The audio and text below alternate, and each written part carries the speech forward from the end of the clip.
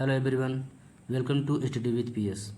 दोस्तों, इस वीडियो में हम उत्तर प्रदेश के इतिहास के बारे में चर्चा करेंगे, जहां से UPPCS pre, UPPCS mains, RO, UPP, UPSI में प्रश्न पूछे जाते हैं। तो दोस्तों, उत्तर प्रदेश के इतिहास का ये फर्स्ट पार्ट है। जितने भी पार्ट में उत्तर प्रदेश का इतिहास कंप्लीट हो पाएगा, जल्दी वो सारे पार्ट हम आपको कराएंगे और धीरे धीरे करके उत्तर प्रदेश के सारे टॉपिक हम लोग आपको कवर कराएंगे जो एग्ज़ाम में पूछे जाते हैं।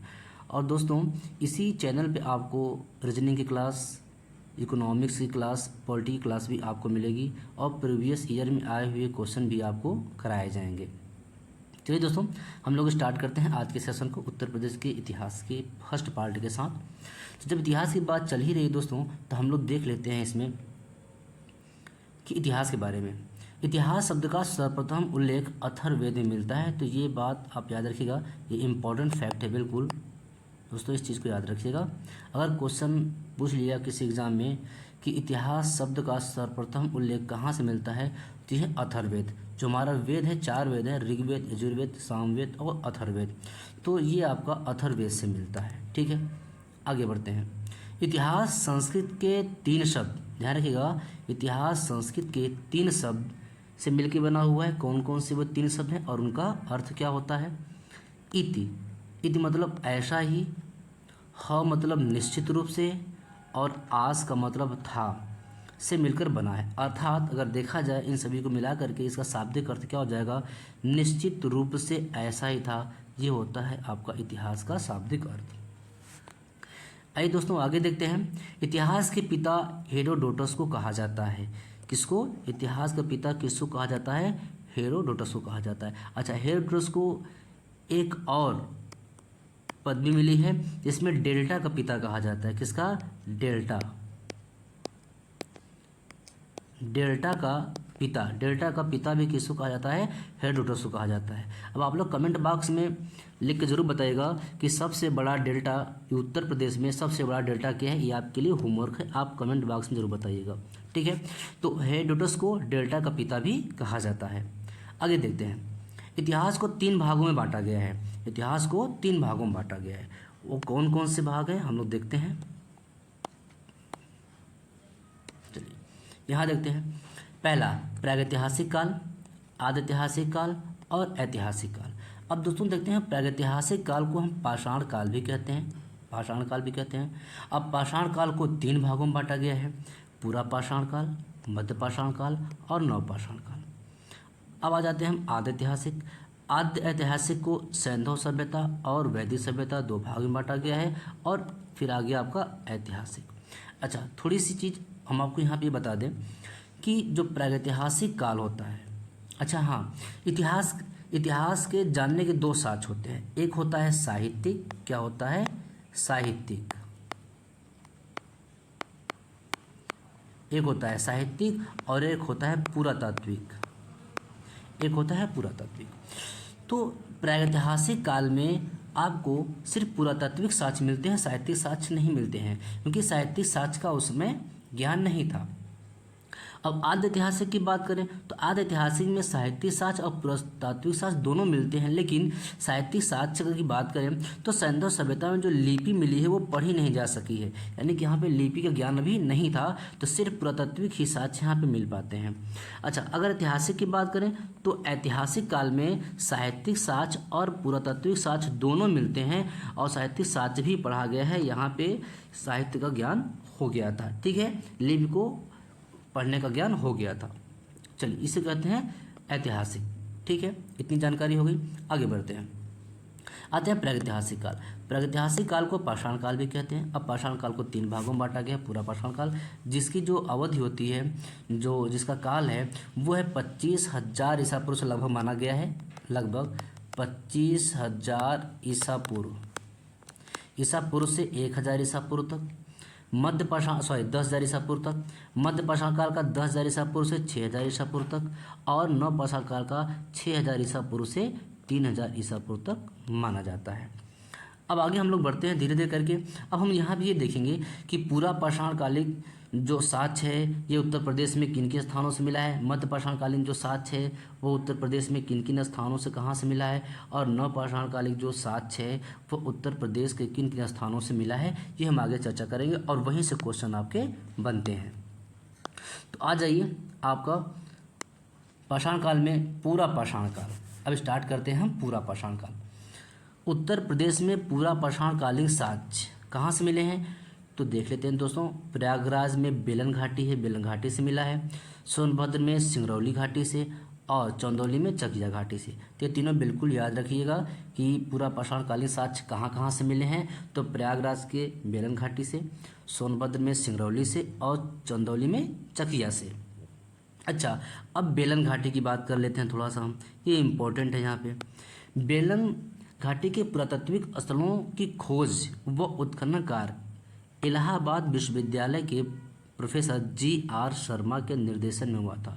तो किसके निर्देशन में, याद रखिएगा जी.आर. शर्मा। अगर क्वेश्चन पूछ लिया बेलन घाटी पुरातात्विक स्थलों की खोज किसने किया था या उत्खनन का कार्य किसने करवाया था, तो आप बता देंगे जी.आर. शर्मा ने कराया था। ठीक है। अच्छा, अब बेलन घाटी से थोड़ा सा और हम जानकारी लेते हैं। प्रयागराज में बेलन घाटी, क्या गया, बेलन घाटी का नाम आया। बेलन घाटी के लोहदा नाला, अब बेलन घाटी में क्या है, लोहदा नाला क्षेत्र में से, लोहदा नाला क्षेत्र से अस्त निर्मित मातृ देवी की प्रतिमा मिली है। याद रखिएगा, अस्त निर्मित मातृ देवी की प्रतिमा। क्वेश्चन पूछ लेता है कि अस्त निर्मित मातृ देवी की प्रतिमा कहाँ से मिली है, तो आप बताएंगे लोहदा नाला से। ठीक है, लोहदा नाला से मिला हुआ है। अच्छा, बेलन घाटी की बात अगर कर रहे हैं तो बेलन घाटी क्या है और ये इलाहाबाद में कहाँ पे है, तो देखिएगा ज़रा सा, हम ये देखते हैं कि ये गंगा नदी है, ये गंगा नदी है, यहाँ से आकर के यमुना नदी प्रयागराज मिल जाती है। अब प्रयागराज में ही थोड़ी दूर पर जाने पर मेजा तहसील है, मेजा तहसील। अब यहाँ पे मेजा तहसील में एक नदी आती है, टोंस नदी, जिसे हम तमसा नदी भी कहते हैं, है ना, वो यहाँ पे आके मिलती है। प्रयागराज से थोड़ा सा आगे मेजा तहसील है, और मेजा तहसील के सिरसा घाट, सिरसा घाट है, सिरसा, वहाँ पे जा करके ये जो आपकी टोंस है, तमसा नदी है, वो मिलती है। ये टोंस नदी जाके मिलती है। और इलाहाबाद से 20 किलोमीटर लगभग, कितना, 20 किलोमीटर दूरी पर यहाँ पे बेलन नदी आके मिलती है। कौन सी नदी, बेलन नदी आके मिलती है यहाँ पे एक देवघाट नाम का जगह है यहाँ पे। तो यहाँ पे आकर के आपको बेलन नदी मिलती है, ठीक, इस जगह पे। और फिर वो टोंस या तमसा नदी जाकर के फिर यहाँ पे गंगा नदी मिल जाती है। अब इसी यहाँ पे, अब जहाँ पे बेलन नदी मिलती है, बेलन घाटी, यहीं पे लोहदा नाला जगह है। क्या है, यहीं पे लोहदा नाला जगह है आपका। आइए, तो लोहदा नाला से क्या मिला है, अस्त निर्मित मातृ देवी की मूर्ति मिली है। ये बहुत इंपॉर्टेंट है, ये मोस्ट इम्पॉर्टेंट है, इसको याद रखिएगा। अब आ जाते हैं हम मध्य पाषाण काल। अब मध्य पाषाण काल की अगर बात करें तो उत्तर प्रदेश में मध्य पाषाणिक साक्ष्य कहाँ से मिले हैं, तो कई शहर से मिले हैं। तो पहले हम चर्चा कर लेते हैं मिर्ज़ापुर की। मिर्ज़ापुर से मिला है, प्रयागराज से मिला है। तो स्टार्ट कर लेते हैं मिर्ज़ापुर। मिर्ज़ापुर ज़िले में कम से कम 50 से अधिक पाषाणिक पुरा स्थल मिले हैं, लेकिन इसमें जो मेन है, बहुत महत्वपूर्ण है, उसकी हम बात करते हैं। ऐसे मोरहना पहाड़ है, ठीक है, एक बघई खोर है, ये भगटी नहीं है, ये बघई है, बघई खोर। कौन सा, बघई खोर है, ठीक है, देखिएगा ये है बघई खोर, ये बघई खोर है। और मसगवां से मिला है, लोनामारी से मिला है, कपासी कला से मिला है, और लिखैया से। तो इसमें जो इम्पोर्टेंट है आपका, एक बघई खोर है, मोस्ट इम्पोर्टेंट है, और एक लिखैया है, ठीक है। इसकी भी चर्चा हम आगे करेंगे। तो मिर्ज़ापुर में किन किन जगहों से मिला है, तो याद रख लीजिएगा, मोरहना पहाड़, बघई खोर, मसगवां, लोनामारी, कपासी कला या लिखैया, या 2-3 इंपॉर्टेंट है जो याद कर लीजिएगा। मोरहना पहाड़ याद कर लीजिए, बघई खोर याद कर लीजिए, और लिखैया याद कर लीजिए। ये मोस्ट इंपॉर्टेंट है। अगर पूरा याद हो जाए तो बहुत अच्छी बात है, नहीं तो 3 जरूर याद कर लीजिए आप। एक 2 बार वीडियो देखेंगे तो दिमाग में पूरा दोस्तों सेट हो जाएगा, और आप नोट्स भी बना सकते हैं। हाँ, डिस्क्रिप्शन बॉक्स में आपको टेलीग्राम का लिंक दिया गया है, वहाँ पे आप ज्वाइन कर लीजिएगा, जिसका मैं PDF भी आपको सेंड कर दूंगा। आइए आगे बढ़ते हैं। है ना। अब ये मिर्ज़ापुर में बात चली है। अब मिर्ज़ापुर में मैंने बताया था कि आपका लिखैया इंपॉर्टेंट है, बगईखोर इंपॉर्टेंट है, तो हम बात कर लेते हैं। लिखैया जो कहाँ पे है, मिर्ज़ापुर में स्थित है। इस शिलाश्रय से 17 या 21 मानव कंकाल मिले हैं। कितने? 17 या 21 मानव कंकाल मिले हैं। यहाँ से हिरण की 2 सींग, ये भी याद रखिएगा, यहाँ से हिरण की 2 सींग एवं भैंस की हड्डियाँ का प्रमाण मिला है। ये भी याद रख लीजिएगा कि भैंस की हड्डियों का प्रमाण कहाँ से मिला है, तब बता देंगे लिखैया से मिला है। इस पर मैं क्वेश्चन भी दूंगा आपको। आगे देखते हैं। अब बगईखोर, यहाँ से कुल 2 विस्तीर्ण समाधान, कितने? 2 विस्तीर्ण समाधान, जिसमें एक 20-21 वर्षीय युवती की है। इसमें से एक जो है वो 20 से 21 साल की एक युवती का समाधान है। यहाँ से लौह के 2 बाण मिले हैं, ये भी याद रखिएगा, ये इम्पोर्टेंट है आपका। यहाँ पे मैं इम्पोर्टेंट लगाते जा रहा हूँ, जो मोस्ट इम्पॉर्टेंट है ये भी इम्पोर्टेंट है कि लोहे के 2 बाण कहाँ से मिले थे, आप बता देंगे बगईखोर से। इस पर क्वेश्चन कैसे बनेगा मैं आगे क्वेश्चन भी दूंगा दोस्तों, टॉपिक वाइज पूरा क्वेश्चन भी दिया जाएगा। हिरण के 2 सींग कहाँ से मिले थे, लिखैया से मिले थे। अब पूछ लेगा कि लोहे के 2 बाण कहाँ से मिले थे, आप बता देंगे बगईखोर से मिलेंगे। ठीक, आगे बढ़ते हैं। अब आ गया प्रयागराज। प्रयागराज में जो मोस्ट इम्पॉर्टेंट जगह है वो है क्या है, चौपानी मांडू, जिसे हम लोग जल्दी में चौपनी मांडू कहते हैं, तो है चौपानी मांडू। यह कहाँ पे है, यह प्रयागराज के बेलन घाटी में ही स्थित है। प्रयागराज के बेलन घाटी में ही स्थित है। ठीक, इस स्थल को बीडी मिश्रा, इस स्थल को बीडी मिश्रा 1967 में खोजा था। तो याद रखिएगा कि ये जो है चौपनी मांडू की खोज या उत्खनन कार्य किसने कराया था, तो आप बता देंगे बीडी मिश्रा। कब? 1967 में। लेकिन ये ज़्यादा इंपॉर्टेंट नहीं है 1967, ये याद रखिएगा, बीडी मिश्रा को याद रखिएगा। आइए दूसरा पार्ट देखते हैं इसका। यहाँ से बस्तियों के अवशेष मिले हैं, जिसमें 13 झोपड़ियाँ, मधुमक्खी के छत्ते तथा मधुमक्खी के छत्ते, एक अंडाकार है अतः शेष क्या है, गोलाकार। यानी मधुमक्खी के जो छत्ते वो अंडाकार मिला है एक, और बाकी क्या है, शेष गोलाकार मिले हैं। तो ये इंपॉर्टेंट है। 13 झोपड़ियाँ, ये मोस्ट इंपॉर्टेंट है। 13 झोपड़ियों का साक्ष्य कहाँ से मिला है, तो आप बता देंगे चौपनी मांडू से, प्रयागराज के चौपनी मांडू से। यहाँ से आपका निहाई भी मिला है, हथौड़ा भी मिला है, सील और बट्टा भी मिला है। सील बट्टा मतलब समझते हैं, एक पत्थर का जो सील होता है वो पत्थर का होता है, वो इस तरह गांव वगैरह में कुछ इस तरह का ऐसे बना होता है, ऐसे करके, है ना। इस पर थोड़ा सा क्या होता है, फिर कुटा वो हुई रहती है, ऐसे ऐसे ऐसे इस तरह का रहता है। इस पर जो है मसाले वगैरह गाँव वगैरह में पीसे जाते हैं। जो हमारे दोस्त भाई बहन गाँव के हैं वो बिल्कुल अच्छी तरह समझ रहे होंगे कि ये सील होता है। अब बट्टा भी इसी पे होता है, एक इसी पे बट्टा रखा जाता है, इससे पकड़ क्या होता है, पीसा जाता है, इसे घिसा जाता है, उसे बट्टा कहते हैं। तो सील बट्टे भी आपके इसमें मिले, हथौड़े मिले हैं और निहाई भी मिला है। कहाँ से? प्रयागराज के चौपनी मांडू से। ठीक है, आगे बढ़ते हैं।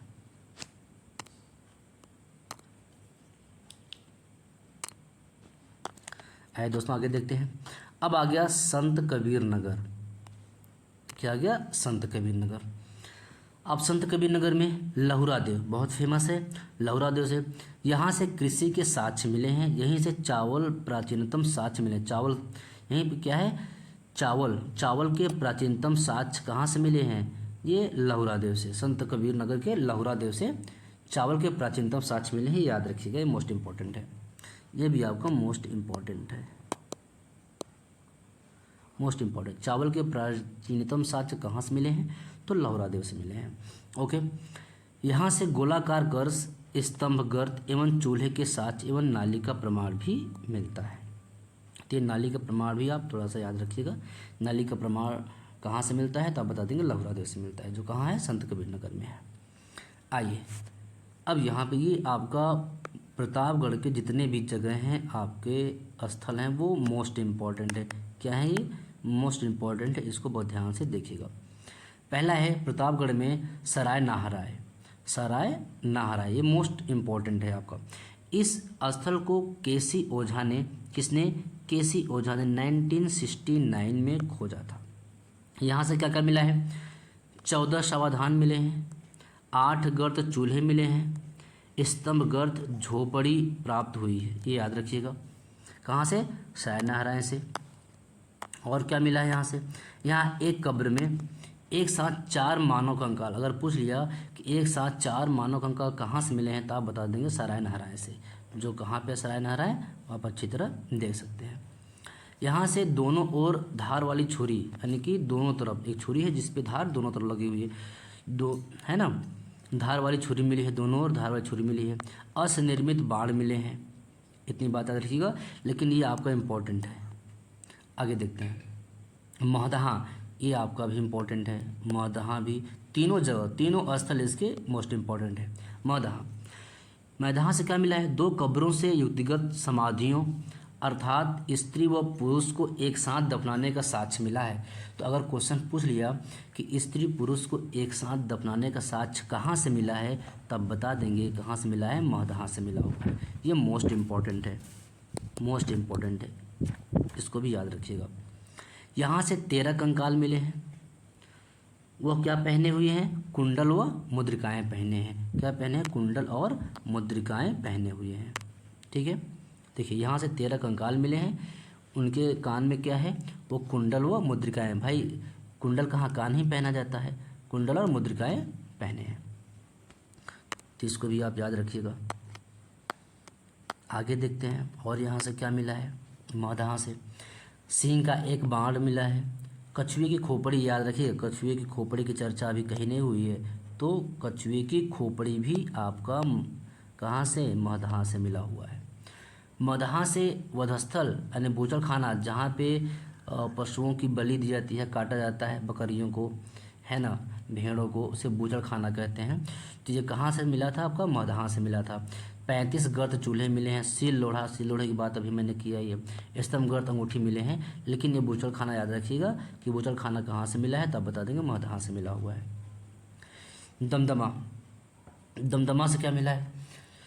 यह सई नदी के संगम पर स्थित है। यह कहाँ पे? सई नदी। सई नदी के बारे में हम आगे डिस्कस करेंगे। सई नदी कहाँ पे है, इसकी धार्मिक मान क्या है, तो हम सई नदी के बारे में आगे डिस्कस करेंगे। यह सई नदी के संगम पर स्थित है। अच्छा, सई नदी कहाँ है, इससे तो आपको जानकारी मिलेगी होगी। मैं बात कहाँ कर रहा हूँ? दमदमा की। और दमदमा कहाँ है?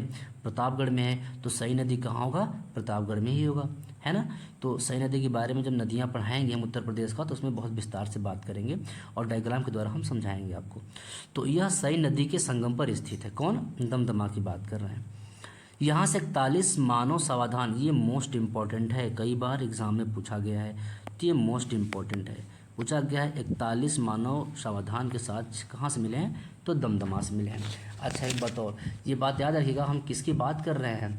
हम लोग यहाँ प्रागैतिहासिक बात कर रहे हैं, पाषाण काल की बात चल रही है अभी किसकी? पाषाण काल की। क्वेश्चन पूछ सकता है कि उत्तर प्रदेश में पाषाणकालीन 41 मानव सावधान कहाँ से मिले हैं, तो आप बता देंगे दमदमा से, नहीं प्रतापगढ़ से। ठीक है, आगे यहाँ से त्रिमानव समाधि तथा हाथी दांत का लटकन, लटकन मतलब लॉकेट जो गले में पहना जाता है, लॉकेट मिला है। ठीक है, हाथी दांत का लॉकेट कहाँ से मिला है, तब बता देंगे दमदमा से मिला है। तो 41 मानव सावधान, और आप यहाँ याद रखिएगा हाथी दांत, ये भी याद रखिएगा, और त्रिमानव समाधि। ठीक है, ये भी याद रखिएगा। चलिए आगे बढ़ते हैं। अब देखिए यहाँ पे और क्या मिला है दमदमा से? अंगीठी तथा आग से पके हुए फर्श, ये भी इम्पोर्टेंट है, आग से पके हुए फर्श मिले हैं। घरेलू धान का साक्ष्य भी आपका यहीं से मिला हुआ है। तो इस चीज़ को भी आप लोग ध्यान रखिएगा बिल्कुल अच्छे तरीके से। चलिए आगे बढ़ते हैं। नवपाषाण काल, कहाँ जाते हैं दोस्तों? हम नवपाषाण काल में आ जाते हैं। अब उत्तर प्रदेश में नवपाषाण काल के साक्ष्य कहाँ कहाँ से मिले हैं, तो कई जगहों से मिले हैं। आपका प्रयागराज से मिला हुआ है। प्रयागराज में जैसे आपका जगह कुलडीहवा हो जाता है, महगढ़ा हो जाता है ना, तो इन जगहों से मिला है। तो आइए हम लोग देखते हैं कि प्रयागराज जिले में बेलन घाटी में कुलडीहवा है, आपका बहुत इंपॉर्टेंट जगह है। महगढ़ा है, पंचो है, इंदारी है, तो प्रमुख नवपाषाणिक स्थल है। यहाँ से आपके जो है नवपाषाण काल के साक्ष्य मिले हुए हैं। अब देखते हैं कुलडीहवा के बारे में। कुलडीहवा कहाँ है? इलाहाबाद जिले की मेजा तहसील, अभी मेजा तहसील की मैंने चर्चा किया है, जहाँ पे आपका जाके टोंस नदी मिलती है ना, सिरसा में तमसा नदी यानी टोंस नदी, वही तमसा नदी को ही टोंस नदी, या टोंस नदी को ही तमसा नदी कहते हैं। इलाहाबाद जिले की मेजा तहसील में देवघाट के निकट, अभी देवघाट की मैंने चर्चा की थी। देवघाट का मतलब जहाँ पे आपका बेलन नदी जाकर के टोंस नदी से मिलता है ना, देवघाट ही बोला जाता है। देवघाट एक जगह है, उसी आसपास जाकर के वो मिलती है। देवघाट के निकट बेलन नदी के बाएं तट पर स्थित है। ठीक, कोल्डीहवा की बात करें। अच्छा, बेलन घाटी में ही आपको मैंने बताया है, वहीं पे एक जगह और मिला है जो मैंने चर्चा की है, भी आपको याद होगा, तो आप लोग कमेंट बॉक्स में बताइएगा कौन सी जगह है। तो कोल्डीहवा मिला है।